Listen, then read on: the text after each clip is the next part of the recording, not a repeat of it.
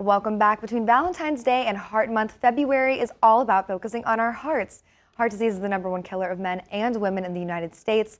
How we fuel our bodies and help keep healthy is very important. Here to help us understand more is Tori Navoyski. You're a registered dietitian with Nebraska Medicine. Thank you for being here. Thank you for having me. Yes, so what are the biggest nutrition-related risk factors for heart disease? You know, some of the risk factors for heart disease is like your salt intake. So making sure you're trying to avoid that salt on there.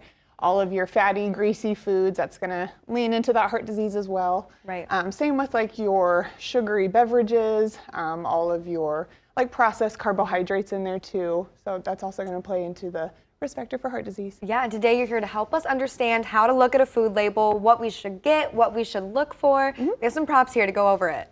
Okay, so I brought some cans of beans because I felt like it's a very simple nutrition fact to look at.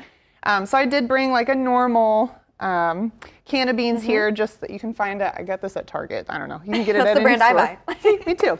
And then I also brought one too that has like the low sodium level on there. So with heart disease, I'm sure as you know, sodium intake is kind of the biggest thing on there, which we'll talk about here in a second more. But when you're looking at a food nutrition label, so something to kind of keep in mind is the portion sizes on there. So obviously one can is not one portion size. Right. So kind of playing into role with that. So I think on here it's about half a cup is one portion size. So in that one, you're going to look at, for today's sake, for sodium intake, you're going to look at how much sodium is in that. So in 1/2 cup of that, there's about 400 milligrams of salt in here, which the American Heart Association recommends less than 2,300 milligrams of salt. Wow. So if you're already at 400, you're getting pretty close. Right, So, just from one portion of one meal. exactly, Yeah. just from 1/2 cup on there. Then if you want to do something a little bit more heart healthy, looking at the sodium on this one, so in the low sodium one, there's only about 120 grams in there. So you can kind of get more bang for your buck in sodium intake on that one. Right, look for the lower sodium levels. Exactly. And what are 1 to 2 easy things that someone can do